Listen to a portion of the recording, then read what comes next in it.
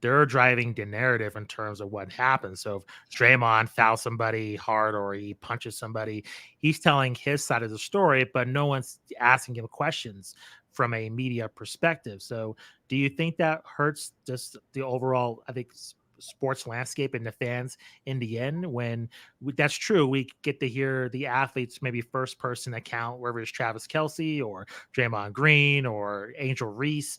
But at the same time, you're not having those journalists asking those hard questions that may be uncomfortable. They can just, in the press conference, they can just avoid the questions. Listen to my podcast. Like Right. I, Right. I just worry about that in terms of the future and getting kind of honest responses. Yeah, I so relate to you on this. I have a very mixed view. On the one hand, I am concerned, and it does appear to limit our access and change things in ways that I feel are not necessarily good for the league and good for them and good for fans because it's a disservice. They don't really learn everything. But I've started to kind of look at it more like all things can coexist.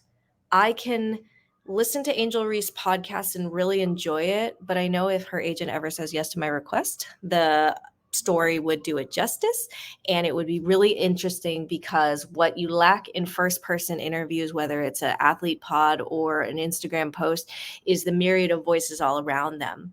Can you imagine Angel's trainer telling us how hard she works and the one drill she just continues to go back to and does it every single day, tires herself out? Can you imagine the input of her, a sibling, a parent?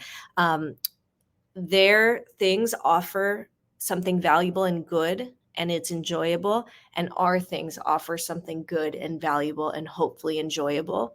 And I think it succeeds when there's both, right? So I just think like the journalist, there is a true third party distance perspective that does not have a horse in the race, is there to tell the story. And I still think that is valuable. They can both complement each other.